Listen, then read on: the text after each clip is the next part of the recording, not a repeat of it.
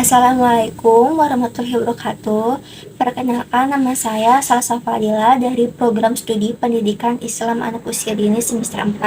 Pada video kali ini saya akan menjelaskan kembali podcast Moms Corner oleh Nikita Willy dengan narasumber Dr. Aisyah Dahlan, CMHT, CMNLP dengan materi tentang pahami tantrum anak dengan 5 baterai kasih sayang. Video ini saya buat untuk memenuhi tugas mata kuliah pendidikan anak berkebutuhan khusus oleh dosen pengampu mata kuliah Bu Dede Nurul Komaria MPDI. Selamat menyaksikan. Banyak sekali teori mengenai mengapa seseorang menjadi tantrum. Salah satunya adalah ia ingin mengungkapkan sesuatu tapi belum jelas karena giginya belum lengkap, lidahnya masih kaku, vokabularinya masih sedikit, dan sebagainya. Selain itu, ada teori tentang baterai kasih sayang seorang anak. Dalam otak manusia terdapat sebuah listrik. Sumber listrik tersebut bisa diibaratkan sebuah baterai. Pada bagian tengah otak manusia terdapat baterai berkaitan dengan sebuah kelenjar yang berisi kelenjar hormon kasih sayang. Setiap anak memiliki 5 baterai yang harus diisi setiap hari, tetapi bukan setiap 24 jam ya. 5 baterai tersebut terdiri dari baterai pujian, baterai sentuhan fisik, baterai quality time, baterai pelayanan, dan baterai hadiah. Para ilmuwan mengatakan bahwa anak di bawah usia 5 tahun harus diisi 5 baterai tersebut. Untuk baterai pujian kita bisa memujinya. Lalu untuk baterai sentuhan contohnya bisa dipeluk, disayang, dibelai, ataupun itu yang berkaitan dengan sentuhan fisik.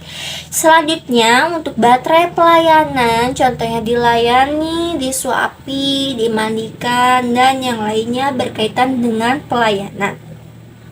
Kemudian untuk baterai quality time contohnya ditemani ketika makan atau ditemani ketika main.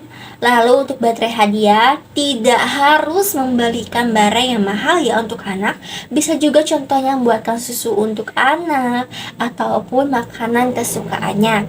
Nah, jika orang tua kurang mengisi 5 baterai tersebut, maka anak akan membuat penyimpangan termasuk salah satunya tantrum. Karena anak tersebut tidak memiliki baterai, maka anak akan membuat sebuah tindakan seperti teriak-teriak, bahkan membentur-benturkan kepalanya ke tembok. Jika anak teriak-teriak, maka ia kekurangan baterai pujiannya. Dan jika anak membentur-benturkan kepalanya ke tembok, berarti ia kekurangan baterai sentuhan fisiknya. Lalu jika anak suka mencubit-cubit ataupun menggigit-gigit temannya, berarti anak tersebut kekurangan baterai sentuhan fisiknya. Atau anak yang menjadi pelit banget, itu berarti baterai hadiahnya yang kurang. Kemudian seorang anak yang berkata kasar ke orang lainnya seperti ke neninya ataupun ke ibunya, itu berarti baterai pelayanannya yang kurang. Oleh karena itu, agar anak usia 0-5 tahun tidak tantrum, tidak dibully orang lain, tidak pelit, tidak menggigit orang lain, maka 5 baterai tersebut harus diisi setiap harinya. Ketika anak sudah berusia 5 tahun ke atas, maka kita tidak perlu mengisi 5 baterai tersebut setiap hari. Nah, setiap orang itu memiliki 5 baterai. Namun, yang berbeda komposisinya. Ada anak yang baterai pujiannya yang baterai pertamanya, lalu ada juga anak yang baterai hadiahnya yang pertama, ada juga anak yang baterai sentuhan fisiknya yang pertama. Lalu ada juga anak yang baterai pelayanannya yang pertama. Dan ada juga anak yang baterai waktunya yang pertama. Jadi setiap anak memiliki baterai pertama yang berbeda-beda ya. Dan dapat dilihat dari kesehariannya. Misalnya ada anak yang dari kecil suka muji dirinya sendiri atau muji orang lain. Nah, maka ciri khas anak tersebut adalah baterai pujian. Lalu ada juga anak yang selalu bilang, aku aja bu, aku aja yang bantuin ibu, aku aja yang bawain tas ibu. Nah, berarti anak tersebut memiliki baterai pelayanan baterai pertamanya. Lalu ada juga anak yang selalu minta ditemani atau setiap 15 menit harus ngobrol, berarti ciri khas anak tersebut baterai quality time yang pertama. Ada juga anak yang selalu duluan ketemu, selalu meluk atau suka saling duluan, berarti ciri khas anak tersebut baterai sentuhan. Jadi nanti ketika anak sudah berusia di atas 5 tahun, kita cukup mengisi baterai pertama yang perlu kita perhatikan setiap harinya. Ketika baterai susunan pertama sudah terisi, maka baterai yang lainnya akan terisi oleh baterai pertama.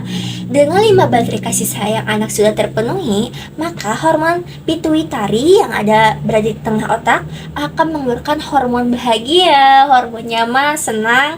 Jadi anak tidak akan tantrum.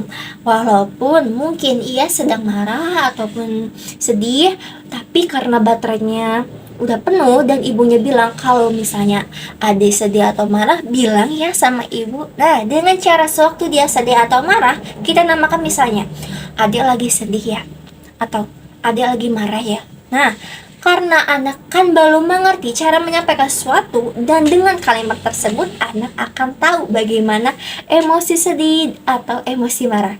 Jadi anak tidak akan tantrum. Ia hanya akan bilang, "Bu, adik lagi sedih," atau "Bu, adik lagi marah sama ibu." Nah, jadi dengan terpenuhinya 5 baterai kasih sayang anak akan menghasilkan hormon bahagia, hormon nyaman, senang. Ketika hormon nyamannya keluar, maka batang otak yang merupakan tempat emosi yang suka ngeyel atau ngambek yang tadinya tegang akan menjadi rileks. Ketika kita memberikan nasihat pun ataupun peraturan-peraturan pada anak akan mau mendengarkannya dengan baik. Akan tetapi, jika kita sudah mengisi semua baterainya tapi anak masih tantrum nih, maka kita harus selamatkan dulu sekelilingnya dari benda-benda tajam. Biarkan dulu anak lepaskan emosinya beberapa menit dengan tetap kita jagain dia terus. Kalau dia dekat-dekat ke tembok, kita tarik dia ke tengah menghindari dia tiba-tiba membentur-benturkan kepalanya ke tembok. Nah, selain itu, kerjasama antara ayah dan ibu juga sangat penting loh dalam mengatasi anak yang sedang tantrum.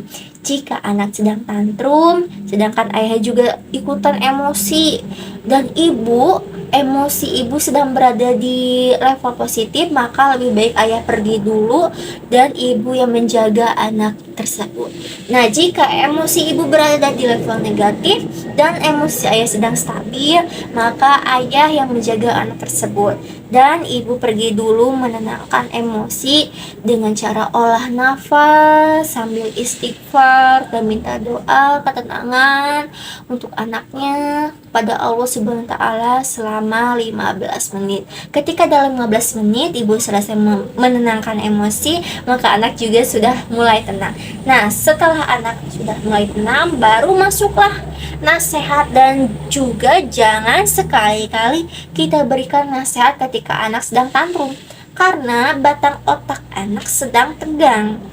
Nah, namun ada juga nih anak yang pura-pura tantrum karena kurangnya konsisten orang tua. Nah, kurang konsisten orang tua ini bisa disebabkan karena emosinya sedang capek atau malu jika anaknya tantrum di depan orang banyak, sehingga konsisten orang tuanya menjadi lalai. Selain itu, anak juga memiliki memori dan otak memiliki fungsi manipulasi loh.